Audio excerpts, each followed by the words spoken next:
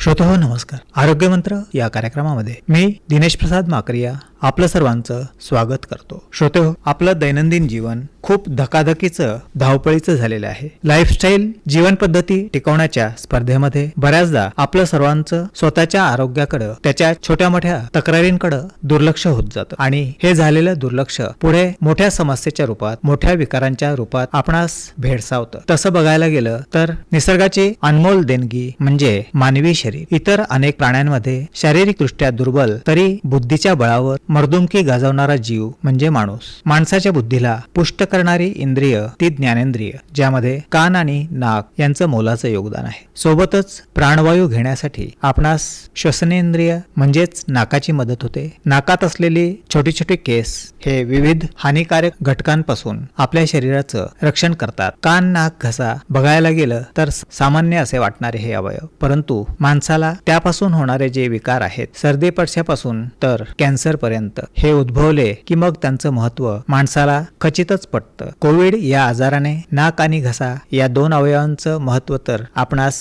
बऱ्यापैकी जाणवून दिलेलं आहे. त्या काळात आपण सर्वांनीच मास्क धारण करून केलेली भ्रमंती आपणास निश्चितच आठवत असेल. सामाजिक विलगीकरण आणि संसर्गाने होणारे रोग याबद्दलही त्या काळात आपण बरेच जागरूक झालो. परंतु जसजसा काळ जातो आणि रोगांची तीव्रता कमी झाली की त्याकडे माणसाचं दुर्लक्ष होतं. हा सामान्य मानवी स्वभाव आहे. सध्या पावसाळ्याचे दिवस आहेत. पावसाळ्याच्या दिवसात घशासंबंधी तक्रारी, सर्दी, पडसे तसेच कानाचे विकार हे उचल खातात. अशा अवस्थेत योग्य सल्ला मिळाल्यास आपण त्यांच्यापासून स्वतःचा बचाव करू शकतो. या संदर्भात आज बीड येथील प्रसिद्ध कान, नाक, घसा तज्ज्ञ डॉक्टर सचिन विठ्ठलराव चोले हे आकाशवाणीच्या स्टुडिओमध्ये आलेले आहेत. नमस्कार सर. नमस्कार. पावसाळ्यात कान, नाक, घसा यांची काळजी कशी घ्यायची याबद्दल आज आपण त्यांच्याकडून जाणून घेऊयात. सर, आरोग्य मंत्र ऐकणाऱ्या श्रोत्यांना आपलं या क्षेत्रातील योगदान, आपला अनुभव याबद्दल ऐकायला नक्कीच आवडेल. तर सर, आपण पदव्युत्तर शिक्षण जे आहे ते आपण कुठे घेतलं? शासकीय वैद्यकीय महाविद्यालय संभाजीनगर. अच्छा. कुठल्या वर्षी? मी 2001 ते 2003.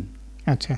आणि 3 ते 5 शासकीय वैद्यकीय महाविद्यालय धुळे येथे लेक्चरर होतो आणि 2006 पासून संकल्प हॉस्पिटलच्या माध्यमातून बीडमध्ये सेवा चालू आहे. तर सर, ह्या 20 वर्षांमध्ये आपल्याला विशेष उल्लेखनीय असे काही म्हणजे समजा रुग्ण किंवा त्याच्या संदर्भात आपण केलेली जी उपाययोजना याच्या संदर्भात आपण काय सांगतो? जेव्हा 20 वर्षापूर्वी मी इथं आल्यानंतर आम्ही एक शस्त्रक्रिया करतो.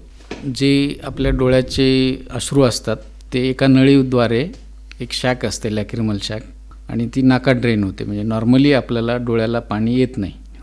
डोळ्याचं पाणी नैसर्गिकरित्या 2 छोट्या नळ्यांवाटे नाकामध्ये नैसर्गिकरित्या उतरतं. पण जेव्हा ती कधी नळी ब्लॉक होते तेव्हा डोळ्याला चिपडं येणे, डोळ्याला सूज येणे, ज्याला आपण लासरू म्हणतात बऱ्याचदा, तर ती शस्त्रक्रिया मी इथं आल्यानंतर सुरू केली. आणि ती एंडोस्कोप, पूर्वी डोळ्याचे डॉक्टर ती बाहेरून कट करून करायचे लासरू वगैरे म्हणून, पण आम्ही नवीन तंत्रज्ञान डेव्हलप झाल्यानंतर, त्याचं प्रशिक्षण घेतल्यानंतर ती शस्त्रक्रिया एक 20 वर्षापासून मी इथं नाकातून दुर्बिणीद्वारे करतो. आणि ती करत असताना मग मी आपल्या परिसरामध्ये परभणी, हिंगोली, परळी, गंगाखेड, जामखेड, बाहेर उदगीर आणि परराज्यामध्ये बिदरला वगैरे जाऊन ती आम्ही शनिवार रविवारी मी ते शस्त्रक्रियेसाठी जातो. विशेष म्हणजे त्या शस्त्रक्रियेमुळं जे लासरूचे डोळ्यांचे आजार आहेत त्या रुग्णांना खूप फायदा होतो. ही एक आपली ENTची कान, नाक, घसा शास्त्रामधली एक चांगली अचिव्हमेंट आहे. बरोबर. तर आपण जसं लासरू सांगितलं तसं लासरू वगळता आणखी कुठल्या शस्त्रक्रिया आपण इथे आपल्या रुग्णालयात करू? नाकात वाढलेल्या मांसाच्या गाठी, ज्याला अलर्जिक पॉलिप्स म्हणतो, ते आम्ही डिब्रायडर्स आहेत, एंडोस्कोप्स आहेत, त्यांनी करतो. कानाच्या म्हणजे हाडाची साखळी आहे जी रिपेअर केल्यानंतर ऐकायला येतं, ज्याला ओटोस्क्लेरोसिस म्हणतो, त्या करतो. पुन्हा घशाच्या शस्त्रक्रिया टॉन्सिल्सच्या आहेत, थायरॉईड संबंधी आहेत किंवा आवाजासंबंधी आहेत, ह्या सर्व शस्त्रक्रिया आमच्याकडे होतात. मी आणि बरेचसे अजून आमचे कलिग आहेत. त्याच्यामुळं आमचं जे ENTची ब्रँच आहे बीडमध्ये बऱ्यापैकी प्रगत झालेली आहे, म्हणजे ॲडव्हान्स्ड आहे. जे जवळजवळ सगळ्याच कान, नाक, घशासंबंधीच्या सगळ्या शस्त्रक्रिया मी आणि आमचे इतर कलिग मिळून बीडमध्ये होतात. म्हणजे पूर्वी काही कानाची साखळी बदलायला जाण्यासाठी मुंबई, पुण्यासारख्या, संभाजीनगरसारख्या शहरात जायची गरज पडली नाही, किंवा अन्ननलिकेत फुफ्फुसात अडकलेल्या वस्तू पण काढणं हे पण होतं. म्हणजे ॲडव्हान्स ज्या काही कान, नाक, घशासंबंधित शस्त्रक्रिया आहेत ते आम्ही एक बीडमध्ये 2-4 डॉक्टर आहेत, सगळे मिळून ते केले जातात. बर, म्हणजे लहान वयापासून मोठे सगळ्याच प्रकारचे अच्छा. शस्त्रक्रिया. सर, कान, नाक, घसा या अवयवांची बाह्यरचना बघता हे शरीराच्या वरच्या भागावर एकमेकांच्या खूप जवळ असलेले दिसून येतात, परंतु वैद्यकीय दृष्टीने विचार करतानाही त्यांचा उल्लेख बऱ्याचदा एकत्रितपणे होताना दिसतो. पदव्युत्तर शिक्षणासाठी शाखांची विभागणी करतानाही या तिन्ही अवयवांच्या बाबतीत एकत्रितपणे शिक्षण दिलं जातं. याचं काय कारण?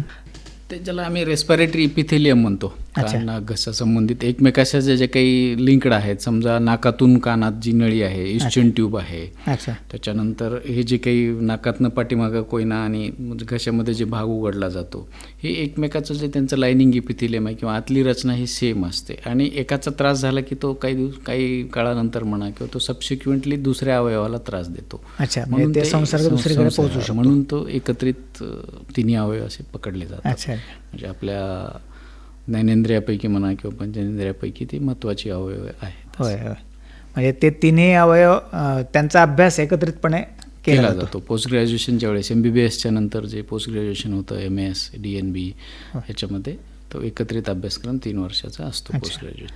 सर, ऐकण्यासंदर्भात जे रोग आहेत, म्हणजे काही जन्मतः त्यांना ऐकू येत नाही आणि काही नंतर उद्भवतात, तर त्याचं हे कसं करतो आपण? डेफनेसमध्ये आम्ही काय म्हणतो, कंजनायटल डेफनेस आणि ॲक्वायर्ड डेफनेस. म्हणजे जन्मताच जे बहिरेपण आहे आणि नंतर आलेलं बहिरेपण. जन्मताच म्हणजे मग बाळ गर्भात असताना बरेचसे गर्भामध्ये असताना टॉर्च नावाचे काही इन्फेक्शन्स असतात. गर्भाशयामध्ये आईला झालं तर ते बाळाच्या कानाला, डोळ्याला इजा करणारे असतात. किंवा मग काही नात्यातील लग्न असतात, एकदम फर्स्ट ब्लड रिलेशन्स म्हणतो, त्याच्यामध्ये पण काही हे अनुवंशिक बहिरेपणा येतो.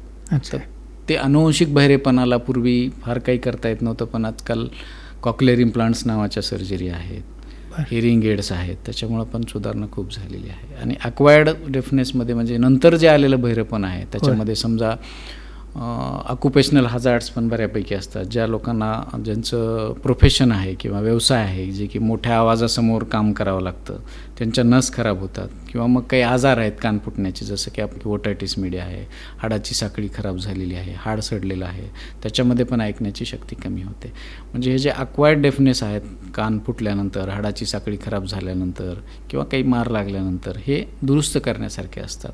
म्हणजे बऱ्याचदा त्याचं वर्गीकरण केलं जातं की बहिरेपणाचं कंडक्टिव्ह आणि सेन्सोरी न्यूरल. सेन्सोरी न्यूरल म्हणजे नसांमुळं आलेला बहिरेपणा, जो की नस आपण, ती एक देवाने दिलेली मोठी देणगी आहे. कानाची नस ही आपण आता कॉक्लिअर इम्प्लांटमध्ये टाकू शकतो, पण देवाने जी दिलेली आहे तशी तर आपण बनवू शकत नाही. तर ते आपल्याला रिपेअर करणं अवघड असतं. पण जी काही हाडाची साखळी आहे, पडदा आहे, त्यापासून जे बहिरेपणा आलेलं आहे ते आपण ऑपरेशनच्या माध्यमातून दुरुस्त करू शकतो. आणि जे नसांचं बहिरेपण आहे, जे की आपण दुरुस्त करू शकत नाही, ते मग मशीनच्या माध्यमाने आपण त्याला सपोर्ट करू शकतो. सपोर्ट करतो. किती कालावधीपर्यंत ते होऊ शकतं? म्हणजे वयाच्या कुठल्या अवस्थेत ते रिपेअर होऊ शकतं? म्हणजे ते कुठल्या प्रकारचं आहे त्यावर अवलंबून आहे. कंडक्टिव्ह लॉस असेल, जे की पडदा फाटल्यामुळे आहे, हाडाची साखळी खराब झाल्यामुळं आहे, ते आपण जेवढ्या लवकर करू तेवढा फायदा होतो. समजा एक सेन्सोरी न्यूरल, ज्याला की आपण जे की नसांमुळं जे बहिरेपण येणार आहे, ते युजली 50, 60, 70 याच्यानंतर कधीही सुरू होतं. पण आजकाल इयरफोन्स लावणं, मोठ्या आवाजासमोर जाणं, त्याच्यामुळे कमी वयामध्ये पण बहिरेपणाचे लक्षणं यायला लागले. बरोबर. तर ती काळजी घेतल्यावरच टळेल. तो झाला तर त्याला मग मशीन लावणे, सपोर्ट घेणे, अशीच त्याला इलाज असतात. तर सर, इयरफोन वापरताना किती काळ वापरावा असं काही गाईडलाईन्स काही आहेत का त्याच्या? शक्यतोवर टाळलेलंच बरं. गाईडलाईन्स काही नाही. व्यक्ती परत्वे ते डिफरंट असतं. बरोबर. आणि ते जे हाय साऊंड्स कानावर जातात, त्यामुळे नसांना इजा होऊन बहिरेपण येण्याची शक्यता असते. म्हणून शक्यतोवर टाळलेलं बरं. पण काही प्रोफेशनल्स आहेत, काही स्टुडंट्स आहेत, त्यांना पर्याय नसतो. पण कमीत कमी वापर केलेला कधी पण चांगला. अच्छा. आणि हे आता लग्न वगैरेमध्ये जे DJ वगैरे ते तर योग्य नाही आहेच कानाच्या आरोग्यासाठी, इव्हन सगळ्याच आरोग्यासाठी चांगलं नाही. पण तसे आम्ही बघतो की काही मिरवणुका किंवा लग्नाचा सीझन होऊन गेला किंवा काही मिरवणुका झाल्यानंतर बऱ्याचशा लोकांना त्याचं इजा होते. आणि तसे काही पेशंट आमच्याकडे येतात की काल सत्कार होता, कुठलं तरी मिरवणूक होती आणि तेव्हापासून कानात आवाज यायला लागला, ऐकायला कमी यायला लागलं. ते लवकरात लवकर विदिन 24 आवर पोहोचले तर काही इलाजामुळं काही लोकांचं दुरुस्त होतं, काही लोकांचं मग तो परमनंट लॉस होऊन जातो, कायमस्वरूपी बहिरेपण येतं. म्हणून शक्यतोवर ते टाळलंच पाहिजे. अच्छा. ते जे कानात आवाज येणं वगैरे आहे त्याच्यासाठी आपण मग काय करावं लागतं? त्याचं निदान करावं लागतं, कुठल्या अच्छा. कारणामुळं आवाज आहे. कानातले आवाज याचे असे खूप सारे कारणं असतात. समजा पडदा फाटल्यामुळं असेल तर तो दुरुस्त केला की कमी होतं. काही लोकांना साधा मळ असेल तरी कानातला आवाज येतो, सर्दी होऊन गेलं तरी आवाज येतो. त्याचं मूळ कारण ट्रीटमेंट भेटली की ते दुरुस्त होऊन जातं. पण काही लोकांना काही काही आजारांमुळं, मेंदूच्या आजारांमुळं म्हणा किंवा कानाच्या नसांच्या आजारामुळं आवाज येतो. तो निदान केल्यानंतर मग तो कमी करू शकतो आपण, पूर्णच जाईल याबद्दल काही शाश्वती नसते. सर, कान, नाक आणि घसा ह्याच्याशी निगडीत मुख्य आजार कोणते आहेत आणि ते कशामुळे उद्भवतात?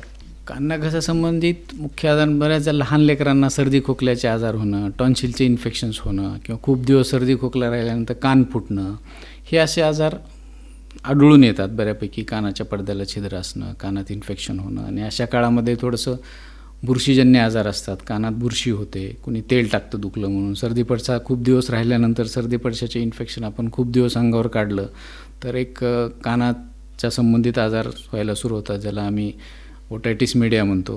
मग तो जो 10 असतो त्याच्यामध्ये मग तो कमी करण्यासाठी बरेच लोक त्याच्यामध्ये तेल टाकतात. मग त्याचा उपाय होण्याच्या ऐवजी अपायच होतो, मग बुरशी वगैरे होते. हे असे सर्वसामान्य आजार असतात सर्दी खोकल्यानंतर, व्हायरल इन्फेक्शननंतर. मग आता सर, ओटायटिस मीडिया ह्याच्याविषयी आपण थोडंसं सविस्तर सांगाल? ओटायटिस मीडिया, ओटायटिस म्हणजे कानाच्या संबंधित आजारांना ओटायटिस म्हणतो आपण. आणि तो जो आवरण असतं आतलं, जे नाकात, घशात आणि कानाच्या संबंधित, ते एकाच प्रकारचं इपिथिलियममधले आतलं आवरण असतं. जेव्हा सर्दी पडशाचे इन्फेक्शन्स होतात तेव्हा ते खूप दिवस जर आपण इन्फेक्शन असंच अंगावर काढलं तर ते कानफुटीसारखे आजार होतात. त्याला आम्ही ओटायटिस मीडिया म्हणतो. आणि तो दुर्लक्षित करण्यात आला तर मग त्याच्यापासून त्याच्याशी संबंधित हाडाची साखळी खराब होणे, ते हाड सडत जाणे, त्याच्यामुळे ऐकायला कमी येणे आणि मग त्याच्यानंतर ते जर हाड संबंधित जर आजार झाला कोलेस्टेटोमासारखा तर तो मेंदूकडं जाणे, अशा गोष्टी असतात. ह्याला म्हणजे असं वेगवेगळे कॅटेगरायझेशन असतं. ओटायटिस मीडियामध्ये आम्ही safe otitis media, unsafe otitis media असं म्हणतो. म्हणजे फक्त छोटं छिद्रच आहे, तो फुटतो, ऐकायला कमी येतं. पण ज्याच्यामुळं हाड सडण्याचा आजार झाला, तो हाड सडत जात असताना त्याच्यामुळं मला मेंदूज्वर किंवा मेंदूला संसर्ग होण्याची भीती असते. त्यामुळे तो काळजीचा असतो. आपण 2 भाग सांगितले की सुरुवातीला फक्त छिद्र असतं आणि नंतर मग ते इन्फेक्शन वाढत जातं. तर हे जे संसर्ग वाढत जाण्याचा जो कालावधी आहे तो किती असतो आणि त्याच्यात म्हणजे आपण कुठल्या अवस्थेपर्यंत त्याला आपण कंट्रोल करू शकतो, त्याचं नियंत्रण करू शकतो? सुरुवातीला ओटायटिस मीडियाची जी ॲक्यूट ओटायटिस मीडिया म्हणतो आम्ही, कटारल स्टेज, सुरुवातीला सर्दी पडशा खोकल्यानंतर होतं. तर आपण अर्ली स्टेजला त्याची ट्रीटमेंट केली तर कान फुटण्याचा टळू शकतो. आणि फुटल्यानंतरही समजा आपण ट्रीटमेंट केली तर तो कोरडा होतो बऱ्याचदा. पण ज्याला समजा दुसऱ्या टाईपचा जो म्हटला आम्ही अनसेफ ओटायटिस मीडिया, कोलेस्टेटोमासारखे आजार असतात, त्याला हे ऑपरेशनच लागतात. अच्छा. सुरुवातीची काळजी म्हणजे जेव्हा केव्हा कान फुटतात किंवा कानाच्या संबंधित तक्रारी जेव्हा येतात, कानातनं पाणी येणं, ऐकायला कमी येणं, तेव्हा तज्ज्ञ डॉक्टरांचा सल्ला घेऊन ते जसं सल्ला देतील, उदाहरणार्थ ऑपरेशनचा सल्ला म्हणा किंवा इतर काही प्रक्रियेचा सल्ला देतील, तो करणं गरजेचं असतं. म्हणजे पुढे चालून भविष्यातल्या ऐकण्यासंबंधीच्या तक्रारी किंवा कमी ऐकू येणं याबद्दलचे धोके टळतात. आता पावसाळ्याचे दिवस आहेत आणि कान, नाक, घसा या संदर्भात बऱ्याचशा तक्रारी उद्भवतात. तर या संदर्भात लोकांनी काय दक्षता घ्यायला हवी? जेव्हा ऋतुमानामध्ये बदल होतो, पावसाळ्याचे दिवस सुरू होतात, तेव्हा व्हायरल इन्फेक्शन्स हे बऱ्यापैकी होतात. त्यामुळे सर्दी पडशाचे, खोकल्याचे आजार, घसा बसणे, सर्दी होणे, कान फुटणे किंवा कानात बुरशी तयार होणे, ह्या बऱ्यापैकी ऋतू बदलल्यानंतर हे आजार होतात. तर मुख्यत्वे काळजी घेणं म्हणजे शक्यतोवर पावसात न भिजणे किंवा बाहेरचे काही अन्नपदार्थ, थंड आंबट गोष्टी, तळलेल्या गोष्टी खाणं टाळणे, ज्यामुळे की घशाचा संसर्ग उद्भवणार नाही. आणि पावसाचं पाणी म्हणा कानात न जाऊ देणे किंवा पोहताना कानात पाणी गेल्यानंतर बुरशीजन्य आजार होतात. पण शक्यतोवर ऋतू बदलल्यानंतर जे व्हायरल इन्फेक्शन होतात, व्हायरल अँटीजेनिसिटी चेंज होते, त्यामुळे लवकर आजारी अशा वातावरणात माणूस पडतो. तर ती थोडीशी काळजी घ्यायची ह्या गोष्टीपासून. काही विशिष्ट व्यवसाय किंवा काही क्षेत्र अशी आहेत ज्या व्यक्तींना, जेथे जसे की गायक असतील, प्राध्यापक, हातावर ओरडून विक्री करणारे फेरीवाले, अशा सर्वांना घशाचा वापर जास्त प्रमाणात करावा लागतो. या व्यक्तींनी घशाची काळजी कशा प्रकारे घ्यायला हवी? लोकांचं समजा घशांचा वापर जास्त आहे, हो. समजा उदाहरणार्थ गायक आहेत, होय. शिक्षक आहेत, होय. किंवा ज्यांना रोज आवाजाचा वापर करावा लागतो, किंवा सर्वसामान्य पब्लिकशी कॉन्टॅक्ट आणि खूप बोलावं लागतं, अशा काळामध्ये खाण्यापिण्याच्या बाबतीत थोडं तेलकट, थंड, आंबट न खाणे आणि आवाजाचा जो उपयोग आहे, ज्याला आम्ही टोन म्हणतो, तो एका कॉन्स्टंट टोनमध्ये बोलणं, चढउतार आवाजात न बोलणं, कुजबूज किंवा मोठा आवाज न करणं, अशा गोष्टींची काळजी घेतली म्हणजे मग आवाजासंबंधीच्या तक्रारी कमी होतील त्यांच्या. बरोबर. पाणी हा आपल्या जीवनातील अत्यंत आवश्यक घटक, ज्याला आपण जीवन देखील म्हणतो. पिण्याच्या पाण्यासंदर्भात सर्वसामान्य माणसाने काय दक्षता घ्यायला हवी? युजली आपलं प्यायचं पाण्याचं तापमान हे शरीराला सुटेबल असं तापमान असलेलं पाणी प्यायलं पाहिजे. एकदम अति थंड किंवा एकदमच गरम उकळतं पाणी किंवा खूपच गरम आहे असं नाही प्यायचं, किंवा खूपच एकदम फ्रीजचं पाणी नाही. आपल्या शरीराला सूट होईल असं सर्वसामान्य तापमानाचं पाणी घ्यायचं. शक्यतोवर घरचं पाणी, फिल्टरचं पाणी घेतलेलं चांगलं राहील. बऱ्याचदा आम्ही बघतो की जारच्या पाण्याने बऱ्याचशा लोकांना घसा खराब होतो, घशात अडचणी येतात, त्यामुळे ते टाळलेलं बरं पडतं. कोविडच्या काळात संसर्गाच्या भीतीनं आपण मास्क धारण करायचो. आजच्या काळात संसर्ग टाळण्याच्या दृष्टीनं मास्कची कितपत आवश्यकता आहे? कोविडच्या काळामध्ये जो कोविड व्हायरस होता तो संसर्गजन्य पसरणारा होता नाकातोंडातून, किंवा जो एअरबॉर्न डिसीज म्हणतो आम्ही त्याला, तो असल्यामुळं संपर्क कमी करावा म्हणून आपण मास्क वापरायचो. पण बऱ्याचदा वातावरणातलं प्रदूषणामुळं, धुळीकण आहेत किंवा व्हायरल इन्फेक्शनचा हा काळ आहे, ह्या काळात पब्लिक प्लेसमध्ये असताना किंवा काही आजारी माणसाच्या संपर्कात असताना मास्क वापरलेलं कधी प्रोटेक्शन म्हणून चांगलंच आहे.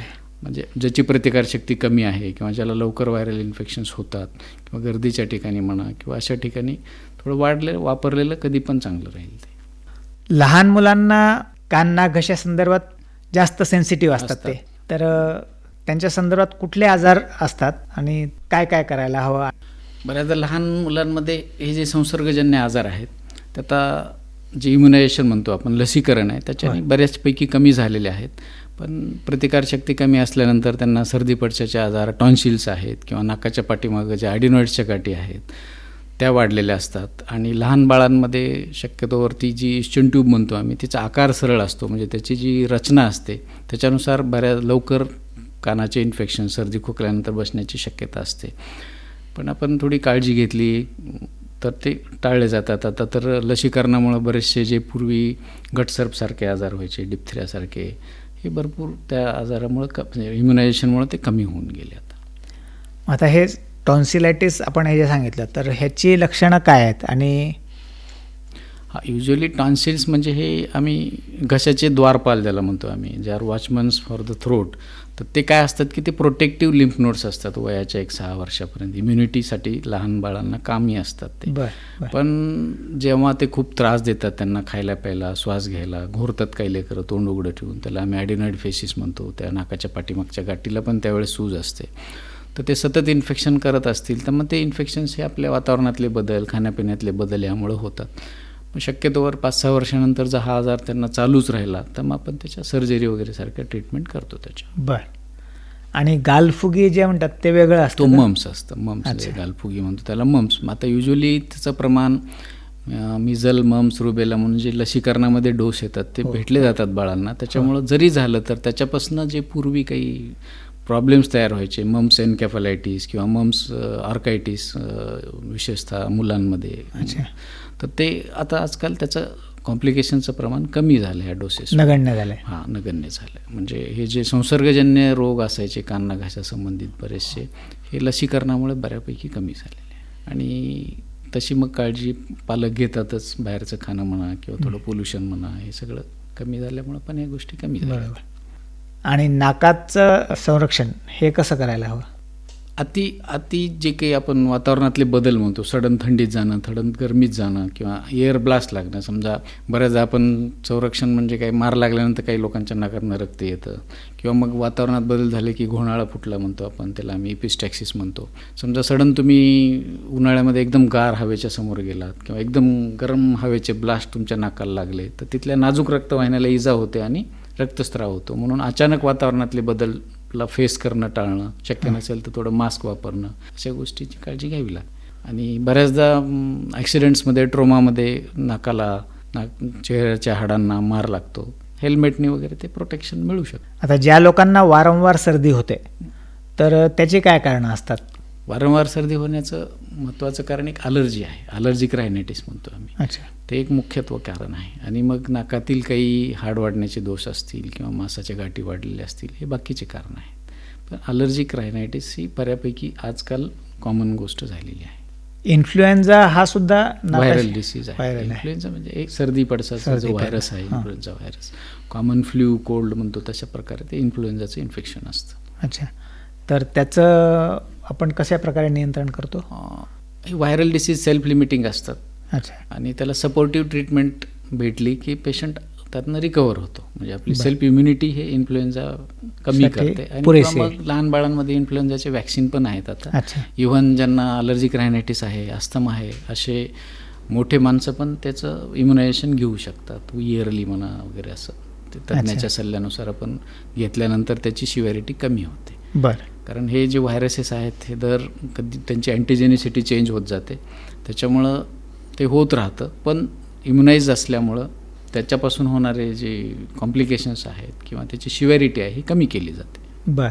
आता हे जे लस सांगितली आपण, त्याचा ठराविक काळापुरतीच त्याचं उपयोगिता असते का? हा, इन्फ्लुएन्झा व्हॅक्सिन्स जे आहे ते काही काळापुरतं प्रोटेक्शन देतं, 6 महिने वर्षभर. त्याचे रिपीट किंवा आपण त्याला बूस्टर डोस म्हणतो हे लागतं. आणि आपण जे घटसर्प वगैरेच्या संदर्भात जे लसीकरण सांगितलं, तर त्याचं लसीकरण कुठल्या काळात घ्यावं लागतं? आणि तो एक इम्युनायझेशन शेड्यूल गव्हर्नमेंटने ठरवून दिलेला असतो नॅशनल इम्युनायझेशन प्रोग्राममध्ये. ते 5 वर्षापर्यंत त्याचे शेड्यूल असतात. DPT म्हणून येतात. आता त्यासोबत नवीन ह्याच्यामुळे बरेचसे कॉम्बिनेशन्स येतात लसींमध्ये. एक फिक्स शेड्यूल, एक वर्ष 5 पर्यंत म्हणा वगैरे असं त्या शेड्यूलनुसार, किंवा जन्मानंतर 0, 2, 4, 6 असे त्याचे शेड्यूल्स असतात. त्याच्यानुसार बालरोगतज्ञ देतात बरं घटसर्पाचे इंजेक्शन. त्याच्यामुळे बरंचसं प्रमाण कमी झालं. आजकाल घटसर्पाचे पेशंट बघायला भेटत नाही. अच्छा. ते एक यशच आहे समजा त्या लसीकरण मोहिमेचं. ते सामान्य माणसाने आता पावसाळ्यात काय दक्षता घ्यायला हवी? शक्यतोवर शक्य असेल तर भिजू नये. पण नाही शक्य झालं भिजलं तर कानात पाणी जाणार नाही ह्याची काळजी घ्यावी. किंवा बाहेरचं काही खाणं पिणं टाळावं. कारण व्हायरल इन्फेक्शन्स किंवा पोट बिघडणं ह्या गोष्टी कॉमनली होतात. वातावरण बदललं की व्हायरसची अँटीजेनिसिटी चेंज होते. व्हायरस त्याचं ते जीन्स बदलतात आणि पटकन आपल्याला इन्फेक्शन कॅरी होतं. मुख्यत्वे ज्यांना कान फुटलेले आहेत किंवा कानाचे आजार आहेत त्यांनी शक्यतोवर कानात पाणी न जाऊ देणं हा सगळ्यात मोठा काळजी घ्यावी. तंबाखूचं सेवन आरोग्याच्या दृष्टीनं अपायकारक असताना देखील त्याचं सेवन मोठ्या प्रमाणावर होताना आढळतं. विशेषतः तरुण वर्गामध्ये जबड्याच्या कॅन्सरचं प्रमाण हल्ली खूपच वाढलंय. अशा व्यसनांच्या संदर्भात आजच्या तरुण पिढीला आपण काय मार्गदर्शन कराल?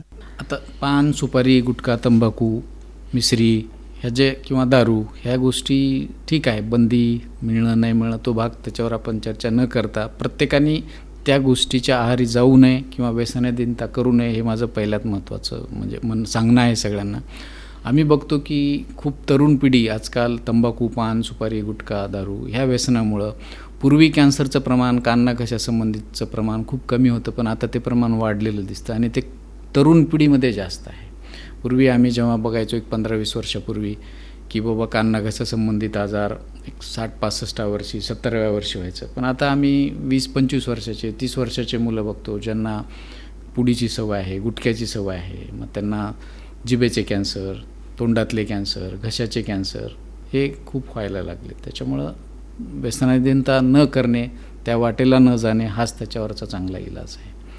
कारण ते झाल्यानंतर जो काही शासन व्यवस्थेवर म्हणा किंवा पेशंटच्या कौटुंबिक आर्थिक परिस्थितीवर, त्याच्या शारीरिक परिस्थितीवर सगळं डिस्टर्ब होऊन जाणाऱ्या गोष्टी आहेत. उचकी येणे हा जो आजार आहे तो घशाशी निगडीत आहे. तो डायफ्रॅमॅटिक इरिटेशन म्हणतो आपण. फ्रेनिक नर्व डायफ्रॅमॅटिक इरिटेशनमुळे ते उचकी येते समजा असं. तर काही रुग्णांना असं होतं की कितीही उपचार केला तरी ते उचकी थांबत नाही. मग त्याचं काय कारण असतं? ते डायफ्रॅमॅटिक इरिटेशन असतात. काही आता त्याला फ्रेनिक नर्वेक्टॉमी वगैरे असे म्हणजे कार्डिओथोरॅसिक सर्जन आहेत ते करतात. म्हणजे त्याचं कारण शोधून त्याचं निदान करून त्याच्यावर उपचार केला तर होऊन जातं ते रोज. म्हणजे त्याचा फक्त द्वारपाल म्हणून आपला संबंध आहे, बाकी त्याच्याशी जास्त संबंध नाही. बरं, हे जे अन्ननलिकेचे जे विकार असतात तर घशापासून खाली जर अन्ननलिका नसेल तर मग त्याचं ऑपरेशन आपण करू शकतो का? पिडियाट्रिक सर्जन करतात. अच्छा. पिडियाट्रिक सर्जन आहेत जे लहान बाळामध्ये जेव्हा जेव्हा निदान होतं त्यांना ट्रॅकेविषयल फिशुला किंवा काय त्याची गुंतागुंतीच्या गोष्टी होय, असतात ते होय. लहान बाळाचे सर्जन्स असतात. MS जनरल सर्जरीनंतर MCH केलेले पिडियाट्रिक सर्जन्स असतात ते अच्छा. करतात. आता सर हा वारीचा काळ आहे. या वारीच्या कालावधीमध्ये बरेचसे भक्त पंढरपूरला जात आहेत, तर त्यांनी त्या दृष्टीने काय दक्षता घ्यायला हवी? आता आपण श्रद्धेपोटी आपण नदीमध्ये डुबी मारतो, तिथं बऱ्याचदा कानात पाणी जातं आणि ते थोडंसं ठीक आहे आपल्यासाठी नदी पवित्रच आहे, पण शेवटी ते जर दूषित पाणी गेलं तर बुरशीजन्य आजार होतात. मग शक्यतोवर ते तर टाळणारच नाहीत, पण मग कापूस कानात ठेवून डुबी मारा किंवा बाहेर डुबी मारून बाहेर निघाल्यानंतर कान लगेच स्वच्छ करून लगेच घ्या स्वच्छ करून सुती कपड्यांनी किंवा कॉटननी, म्हणजे बुरशी वगैरे होणार नाही. असं. डॉक्टर साहेब, आज आपण आकाशवाणीमध्ये आलात आणि आरोग्यमंत्र ऐकणाऱ्या आकाशवाणीच्या सर्व श्रोत्यांना कान, नाक, घसा यांची पावसाळ्यात घ्यावयाची काळजी याबद्दल मोलाचं असं मार्गदर्शन केलं. त्याबद्दल सर्व श्रोत्यांच्या वतीनं आणि आकाशवाणी बीड केंद्राच्या वतीनं मी आपलं आभार मानतो. धन्यवाद. धन्यवाद.